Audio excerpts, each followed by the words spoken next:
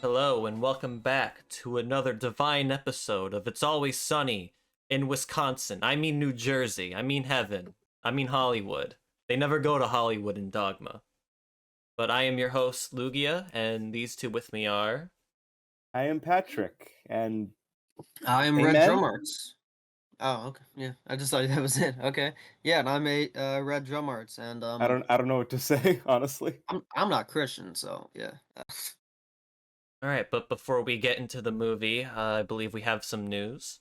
Yeah. So I know you guys probably aren't the most familiar with him, but this how do I put this? This well-known manga creator, Buchi Terasawa, unfortunately passed away.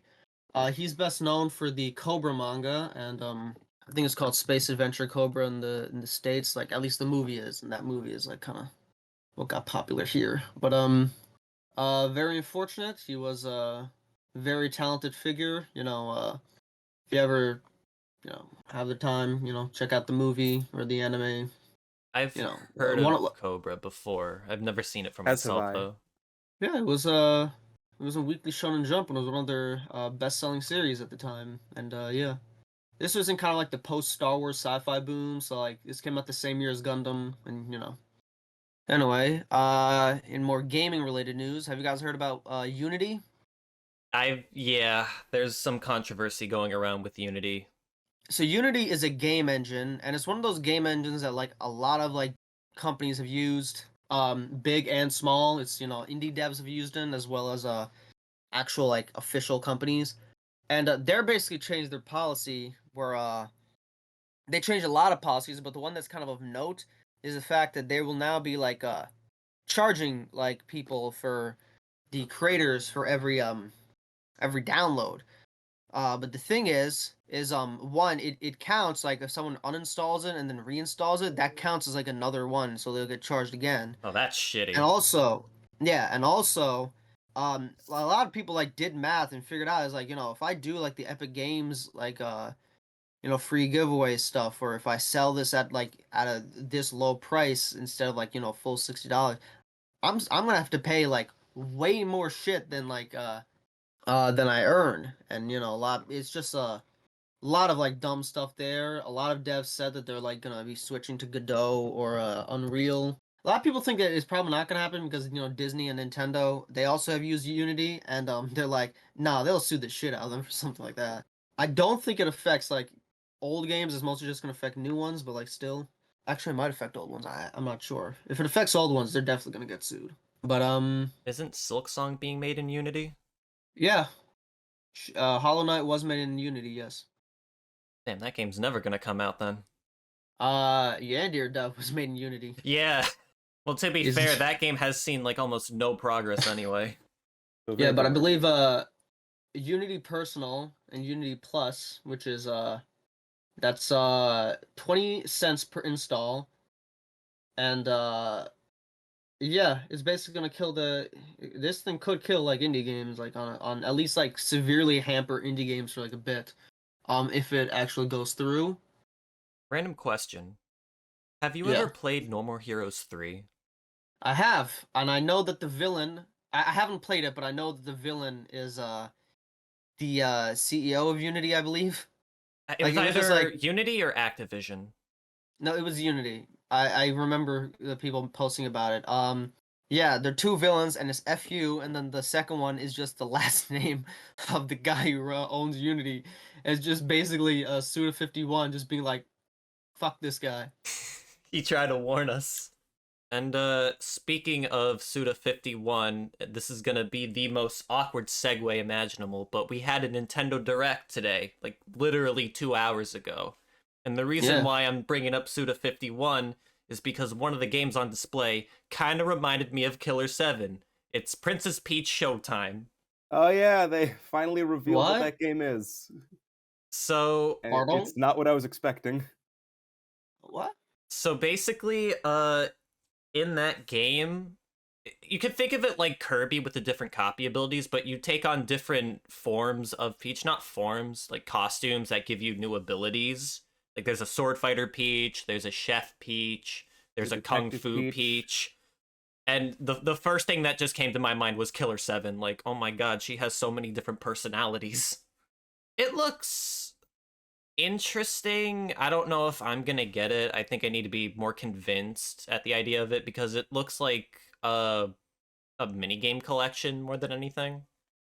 We'll see. I'm intrigued because again, I find it funny. They just kind of said at the last direct, "Hey, yeah, there's a Peach game happening." That's it. Yeah, we only got like 10 seconds of footage for that first Yeah, showing. not even a title or anything. It's literally just like some renders of Peach, and that's it. They just said, "Hey, it's happening." We finally got news now, and I don't know what I was expecting. This wasn't it though. Speaking of Mario, I may as well jump into the big one. The one Yeah, last Mario game. versus Donkey Kong is getting a remake. Yeah, exactly. The GBA one. I loved that game when I was younger. I never actually played any of the Mario versus Donkey Kong games. Are they any good? What's I funny liked is like them. Well, just for the ones last I week. played.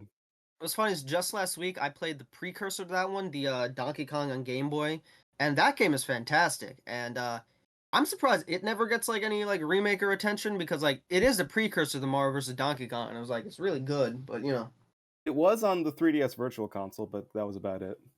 I haven't played that one, but I do know that Mario vs. Donkey Kong on GBA is basically the same thing. Same it's a moves and sequel, everything. yeah. But, yeah, Yeah. it's cool. It's cool that game is getting an HD remaster. I don't think there's anything new other than multiplayer, but that's cool. But the big one, though, and this is one that got me excited, was they are finally making a remaster of Paper Mario: The Thousand-Year Door. We're in the age of Mario RPG remakes, aren't we? We absolutely are. You could argue it started with Superstar Saga back on the 3DS. And they remade Bowser's Inside Story for some reason on the 3DS, They and I've did. never understood that. That was a complete waste of time and money. And it brought a whole company down with them. Oh, that's what killed the company? That's what killed Alpha Dream. Yeah. Was it? Yeah, Yeah, because of low Yeah. sales. Yeah, because here's the thing. You can already play the original on the 3DS, and the 3DS wasn't even successful anymore at that point. If they I also were to heard- remake any of the Mario and Luigi games, they should have gone for Partners in Time, because that game is still divisive among fans, and there's a lot they could do to improve the formula. I heard the That would have made reason sense, although I don't think it still would have made money. I still don't think it would have made It Probably would have not, made 'cause- more, probably. a little bit maybe. more. I heard the reason they went with Bowser's Inside Story was because that's the fan favorite. Well, yeah, but you could still play that on a 3DS because it's I a know. DS game. It's backwards I compatible. know I'm not saying it justified its existence. I'm just saying that's the reason they gave. Hell, I played through that game, and like, there's almost nothing about it that I think warranted a remake. I also Like, heard the game that is still like not near perfect, but it's still damn good. I also heard that the additional content was like not worth it. The what was it, the new Bowser's Minions or something like Bowser that? Jr.'s journey. Oh, okay. I heard it didn't justify it. I don't know. It's one of the biggest why Nintendo moments. Anyway, back onto Paper the Mario. Direct. Yeah, that one. I've never played a Paper Mario game except I pl- Super, but I know I that played a one doesn't little bit play of Super, anything but like any. just Yeah, like a demo of it. I've only played the See- first one. It's damn good. You guys should play it, but Paper Yeah, I Mario, probably the Thousand will. Year Door is the fan favorite. I know the first two like they have a similar, I guess, gameplay, and then from there on they just kind of fucked around. Like, I hear Super is still good. Like, it has a good No, story. yeah, Super is fun. I liked it, but it's different. And I don't know. I heard like one of the new ones is okay, but I'm not sure which one of the new ones Origami is King. okay. Origami, that King, one? probably. Sticker Probably Star that and one. Color Splash are garbage. Yeah, no one likes Sticker Star. I know Sticker Star is infamous. It's like Ziplash and Hey Pikmin like level infamy as like 3DS games that no one likes. But yeah, I'm definitely gonna get it. I've been meaning to play Thousand Year Door for over 10 years now. I think it's funny that what many people consider the successor to the Paper Mario games is the Bug South Park Fables? games. Oh, No, the South Park games. Bug Fables is like trying to be a spiritual successor. South Park is just trying to do its own thing, but has like a similar gameplay thing. And also, let's be real, a lot more people play the South Park game than they did Bug Fables. I know, like a new South Park FPS got like announced like a bit back too. South 'Cause, Park Snow Day, I think. Yeah, and it's like Is that it's what like it's meant to called? be like a remake of the N64 one? I don't know. I'm not all too familiar with South Park games. Not really familiar with South Park in general, actually. All right, I got one more bit of news from the direct. Unless Patrick, you have anything else? Uh, Not really. The big standouts to me were, the Mario stuff. Actually, there was one other standout, but I think you're going to talk about it right now. Yeah. So, F-Zero fans, That's the one. rejoice? Question mark. Because we have F-Zero 99. It's not exactly the glorious comeback the franchise desperately needs, but it's something. Better than nothing, I guess. Who said I that is guess. better than nothing? Keiji Wasn't that Inafune, right? about Mighty No, Number wait, didn't Nine. didn't yeah, that's the yeah. I'm not trying to compare this new F-Zero game to Mighty No, Number no, 9. no, I'm absolutely just not. saying. But I can imagine the despair of F-Zero fans, especially after a game like GX, which people really love, and then And it's been after what, 15 years since the last one? close to it, and the next thing that we get is a quote unquote battle royale game. That would kind of make sense because there's a lot of vehicle combat, but like, isn't the vehicle combat in like the later games, not the first one? Because I played the first one, and I don't remember much like vehicle I combat, but think I do remember so. like X having more. I don't know. Feels weird. It would make more sense to do this for X or GX or something, not the first. But I guess it's kind of hard to do it for those because those are 3D games and this is 2D. But yeah, that's about it. No Metroid Prime 4 news, but that's to be They have a new. expected. Wasn't there like a new WarioWare? Yeah. Oh yeah, WarioWare Move It. I got nothing to say. I've never played a WarioWare. Anything else anyone want to talk about? Nothing on my end. No. All right. So, Dogma was directed by and written by Kevin Smith. Released in 1999. It had a budget of $10 million and made $44 million, so it was a decent success. So the concept for Dogma was initially going to be a film just straight up called God, and this was before Kevin Smith worked on Clerks. As far as how much was written of it went, it was just the scene where the main character meets Rufus for the first time. There was no Jay or Silent Bob when he wrote that scene for the first time, and the main character wasn't Bethany. It was some unnamed high school jock. However, after Clerks, and after Kevin Smith had a little more experience when it came to writing, he decided to change the protagonist not from a high school jock to the abortion clinic worker that we know, but Bethany would be a stripper, and she would blow up a church in the final act to stop Loki and Ah, Bartleby from walking through the archway. Yeah, you could see how that didn't catch on. But they changed it to what we know now, which I mean still is controversial, but arguably not as controversial. There was also I going to mean, when be when you're making a movie about religious themes, you're undoubtedly gonna get on some people's nerves. absolutely.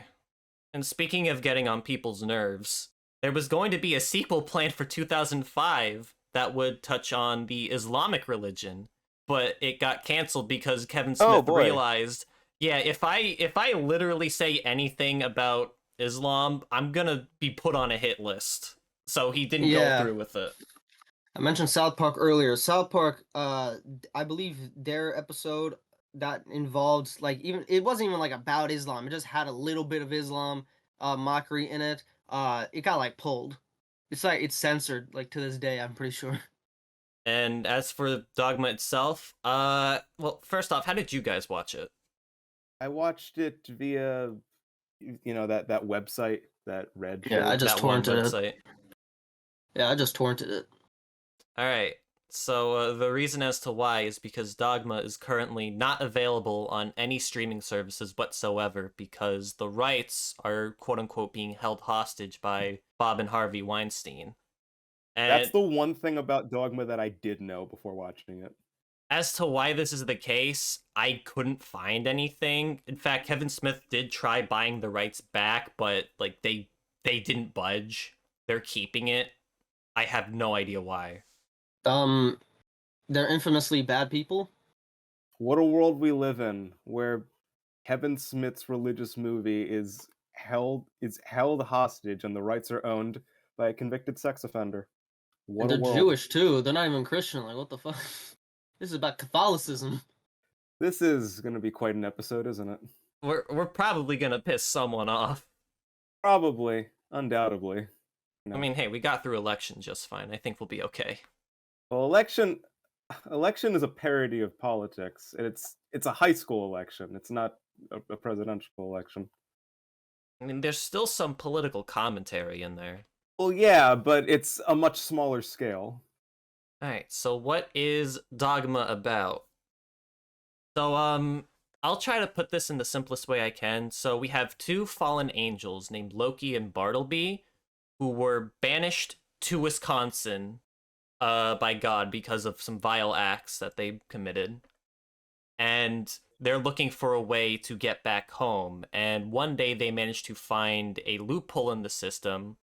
If they walk through an archway in a New Jersey church on the Jersey Shore, they will be able to become human, die, and then go back to heaven and basically make it home. But this will also end the universe. So one of the angels, Metatron, he catches wind of this and he's looking for someone to put a stop in their tracks. That's when he graces himself to Bethany, who works at an abortion clinic. And he gives her this mission to stop Loki and Bartleby before the universe basically ends. And to do this, she needs to find two prophets. One being Jay, who is a weed addict, and the other is Silent Bob, who is played by Kevin Smith, and he is the strongest character in the movie.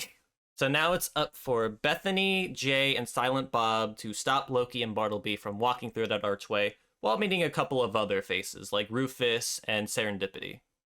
So, what did we think? Guess I'll start since I'm the only one who hasn't seen this movie before, right? Yep. For the most part, yeah. Before I saw this, I saw the first half. I didn't know anything about the second half. I'm gonna throw you off. You did throw me off with that Metaton gif, yes. No, that's not what I meant. I just like, because you know Ben Affleck's character changes a lot in the first versus the second half. Yeah, we'll get there. So not gonna lie, I was a bit skeptical jumping into this because religious movie, but the movie kind of already let me know what it was gonna be when it first started, because it starts with text saying, "All right, don't take this too seriously. Come on, even God has a sense of humor. Look at the platypus." We apologize to any platypi enthusiasts out there. And I'm like, okay. So the first big joke is a slander at the platypus. Don't diss my boy Perry. I'm like, I think I know what I'm getting into here. And yeah, this was pretty damn great. I'm not familiar with Kevin Smith's works. Like, I've heard of Clerks by name, but after seeing this, I'm actually really curious. I think Elias actually met Kevin Smith in person at one point. Hey, for real? Yeah. Yeah, no, Kevin Smith, he seems like a cool dude. His Twitter cracks me up. Not intentionally, but it cracks me up quite a bit. How so? I think you mean his ex. What do you mean his? Oh yeah, his X. Nah. Twitter is no more. It's X now. Right. Fuck you. It's still Twitter. You're not dumb. You're not It's familiar. dumb. You're not familiar with the infamous anniversary tweet from Kevin Smith. I'm not on Okay. Twitter. I mean X. I mean the Elon Musk site. He also did this thing for a while where he would post. Sorry, I just read the message. Nope, I don't know it. I don't know if I should read it out loud. You shouldn't. You shouldn't. Listen, if you just Google Kevin Smith tweet, it's like the first result because it's so well known. It's like, well, I see that shit retweeted every year. Like, it is one of the most popular tweets on the website. Also, all the posts that he does, because I don't know why he does it, but for the longest time, anytime he would see like some comic book movie, he would post a picture of himself crying, and I'm not sure if it's a bit or not, or if he's serious. I think it is a bit.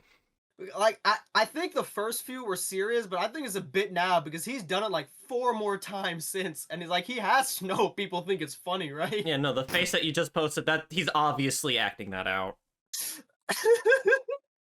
The Kevin Smith crying. He's a very funny man.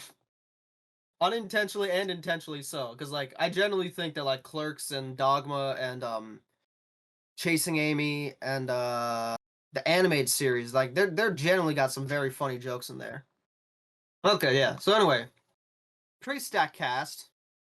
Yeah, we got We'll just talk Matt about Damon as Loki, Ben yeah, Affleck as Bartleby, George Carlin's in this as the priest Glick, I think, which yeah, in of itself is its own twist of irony. yeah. So basically, so Ben Affleck and Matt Damon, I guess they're because there's I guess two plots. There's like the buddy comedy of Ben Affleck and Matt Damon, then there's like the road trip Linda Florenta or Bethy Sloan goes on, and she's joined by several people. So you got Alan Rickman playing Metatron. You got Jason Lee as Azrael. Salma Hayek as Serendipity. Chris Rock as Rufus. Chris Rock, he cracked me up because he was like, I'm one of like Jesus' disciples, and it was like no one ever talks about the black disciple, like shit like that. And it was like, He's okay, the 13th. He's the 13th apostle, apostle. yeah. And of course, because this is a part of the View Askew universe, um, Jay and Silent Bob show up. The what I should universe? probably give some background on that. So Oh, these are Kevin recurring Smith being a characters in his movies? so basically Kevin Smith being What? a huge comic book fan, he thought it'd be funny if he made all of his movies take place in the same universe, a cinematic universe, if you will. So yeah, basically Kevin Smith basically predated like so much of what Marvel has done now with his flicks. But yeah, in the View So Askew wait, movies, because this is a chapter in a larger story. yes and no, there's very little connective tissue between the View Askew universe, just a couple recurring characters, primarily Jay and Silent Bob, and some of the other movies, like a couple other characters will pop up. For example, Huh. I know Jason Lee's character in Mallrats shows up in I believe Jay and Silent Bob Strike Back and a couple other things.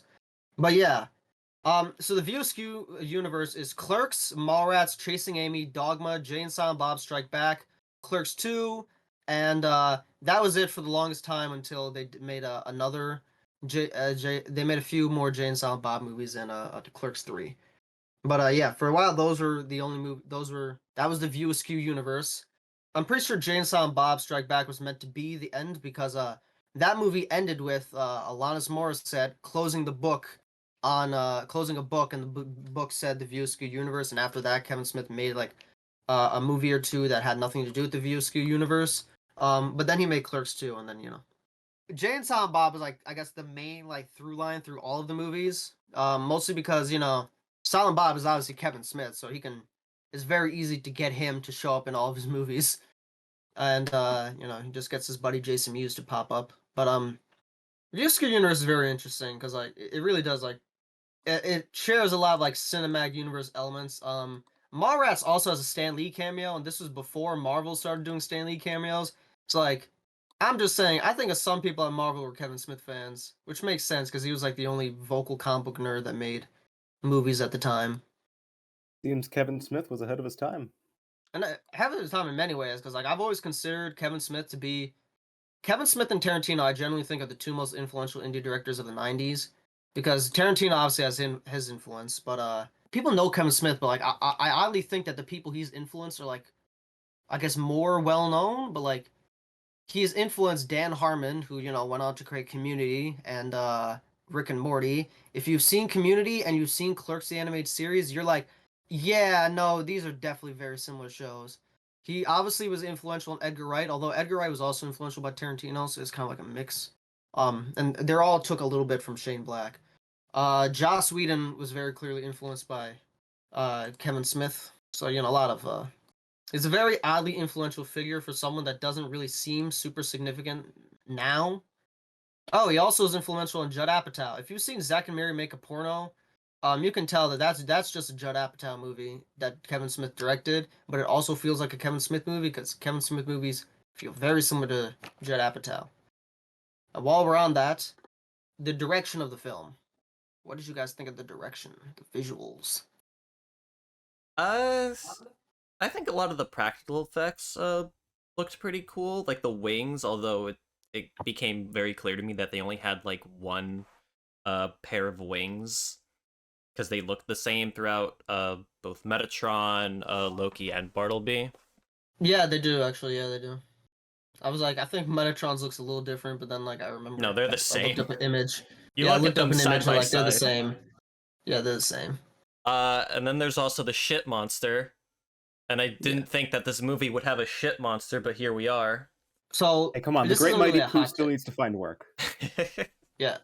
So this isn't a hot take really, but Kevin Smith is not a really good director. He's a good writer and he's good at performances, but like as a visual director, I don't think he's all that good. And like Ben Affleck has actually apparently been on record as getting mad at Kevin Smith because even though they're friends, he was like, "Move the fucking camera, man." But yeah, I do think he bumped his direction up a little bit here because there's a bit more kind of like sweeping Well, it camera helps that he movements and was like also the some writer things. for this.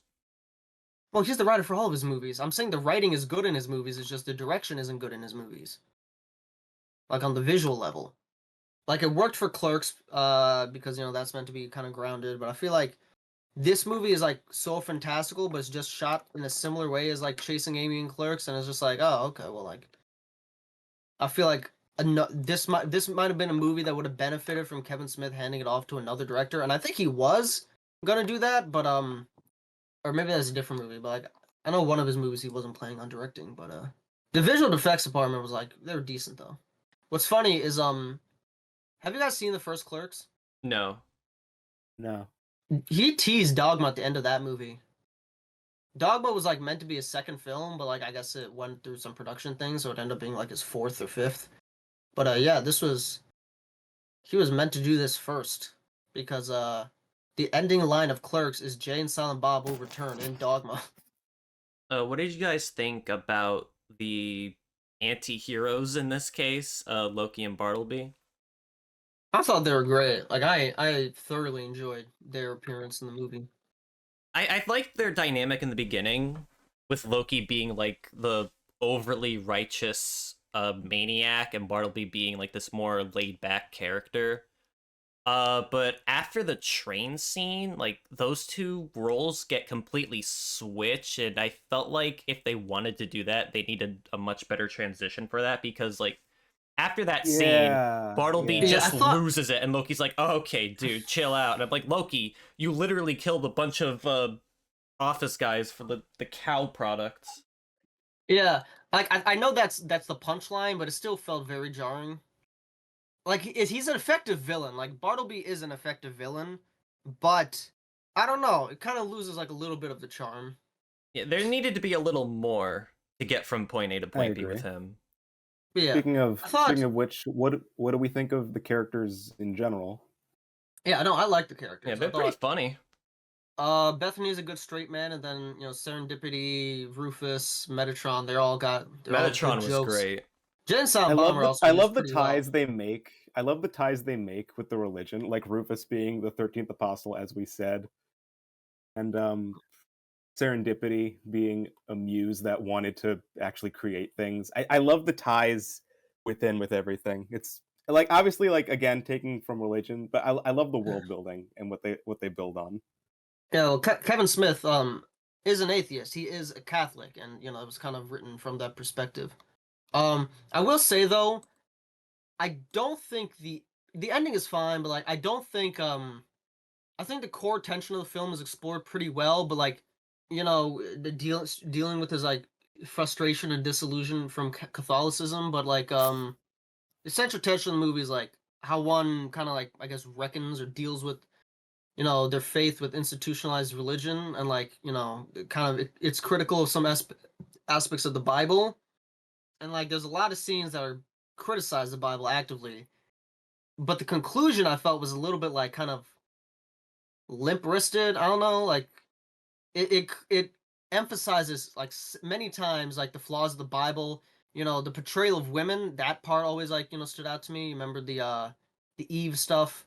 And Hmm. it's also like it criticizes God being like cruel and stuff, and like lots of things like that. There's a And lot of like the way bias. and like it criticizes like institutions and individuals and how religion twists them, or how Hmm. religion is twisted by them, and like blind faith brings misery rather than hope. Um, it says all this stuff, and at the end of the film, it's still just like it's still good though, and I'm like, I don't like hate religion. I'm not like as negative towards it as like a lot of people are, but I feel like it needed to like like with the switch with Ben Affleck's character. I think they needed to like do more to highlight, I guess, the positive elements if they're gonna have that conclusion. Because like I think it was only critical of it throughout most of the runtime, and it never actually showed it being like good. And then at the end, it was like, no, but it is good. And I was like, well, you didn't really earn that conclusion then. To me, it felt like it was more so just poking fun at elements from the Bible, not so much criticizing it. I think it was a bit more critical than that, but yeah, a lot of it was kind of like pretty light. But this movie like was protested by the Catholic Church. Like they got upset by this shit. Oh no, I can imagine. Yeah, this still Like, pissed yeah, people yeah. off. They denounced as blasphemy, and one really funny thing is Kevin Smith. He saw on TV that they were protesting his movie, or like he heard that there was a protest for Dogma, so he went to the protest and he like protested too, as like a troll. And then the news stations came on, and Kevin Smith was like, "Oh shit, I didn't know news stations were coming on." But yeah, so then he did like an interview with the news station, and like he was like, and like I'm pretty sure like that the person like thought I looked like Kevin Smith, and they even like asked, "Are you Kevin Smith?" I was like, "No, no," and like he was like, you can like see it online. Like I will find the video. Oh my god. But yeah, like Imagine if instead there of was a joining the news footage. protesters, he just showed up at the church steps and said, "Hey guys, check this out," and just holds up a platypus. No. That'd be funny too. Do we have anything else we want to say?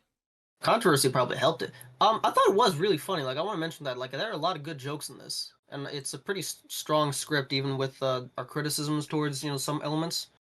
I think a lot of the Eh, scenes early on with Loki and Bartleby were some of my favorites, especially that office scene where Oh, Loki's more unhinged. Well, he's the most unhinged in that scene.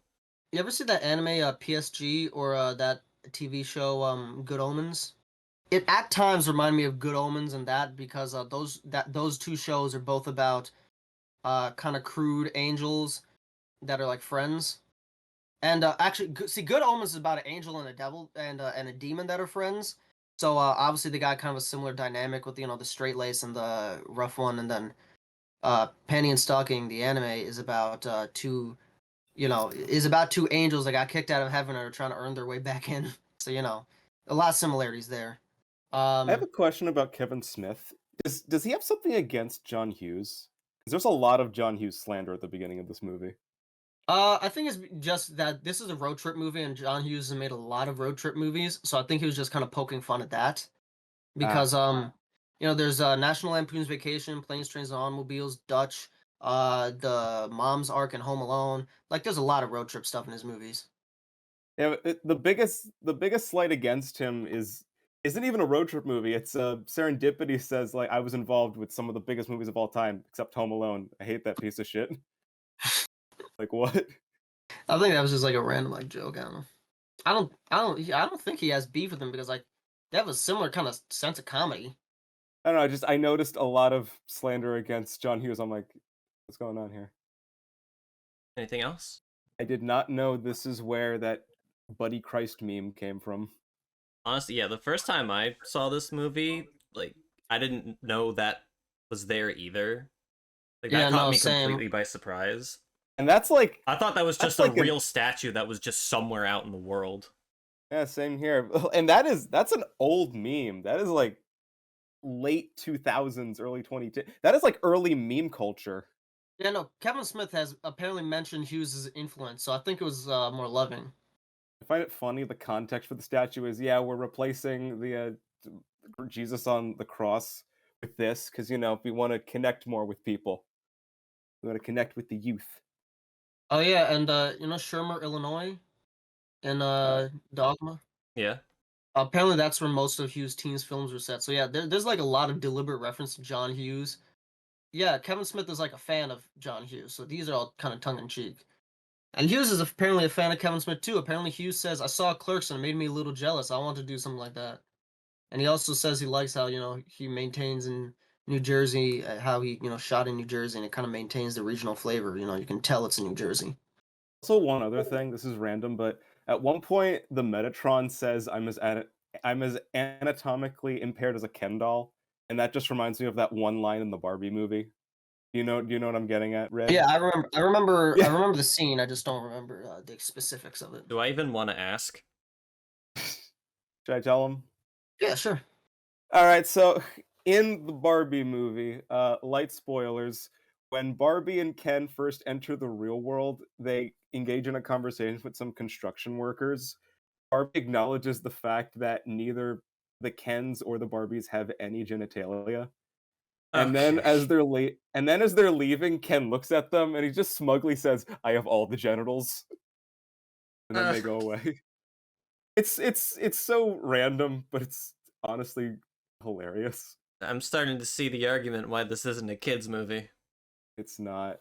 It's good though. You should check it out One day. one of these days. Which is what we're watching next week, isn't that right, Patrick? No. Ah, well, no, we're not. Any final thoughts? I guess. Uh, all around, really funny. I Okay. definitely think the first half is better than the second half, so it also feels like I didn't miss much, but at the same time, I still liked what I saw overall. Yeah. Yeah, It so probably won't appeal to thumbs up. everyone. If you're incredibly sensitive to, you know, religious criticism and stuff like that, this absolutely isn't for you. But I had a great time with this. I loved the characters. I liked it. It was great. I'm curious about Yeah. Clerks now. Yeah, no, Clerks is still probably his best movie. Really? Yeah, no, it's a very unique thing. It's got a unique quality to it. My favorite thing he's ever made though is the animated series. I still think that's his best work. That's only 6 episodes though, so I might recommend it one day. Not now, Hmm. but one day. Anyway, speaking of recommendations, What do you got? Right. Okay, so I'm actually gonna do something I haven't done in a while. I'm gonna let you guys decide I Okay. see. because I got two movies in my head I'm kind of torn between. One is a movie I have never seen before, you guys probably have, and the other is a movie I have seen before, you guys probably haven't. Okay. They're both very different, though. One is the cult classic film Good Burger, and the other is the romantic comedy Warm Bodies. You're definitely right about that one. I have never heard of Warm Bodies before. I have heard of You- Warm Bodies, but I've never seen it. But I've always wanted to see it, so my vote is for Warm Bodies. I'll go into uncharted territory. Yeah. All right, Wow. Warm Bodies it is. Nice. Welcome to Good Burger. Yeah. Great. Warm Bodies is like, I remember hearing it was like a Twilight parody, but with like zombies. It's yeah, I have no frame of reference for Twilight, but yeah, this was released around that time when, it was supernatural romances or fantastical romances. It was that same time period. It's been a while since I've seen Warm Bodies, but I remember really liking it. Yeah. That'll be fun. It- I've always been curious. You can consider this a light early autumn recommendation since it is about zombies, but I wouldn't classify this as a horror movie. Nooches Booches. Amen, brother. Now go in peace with this blessed golf club.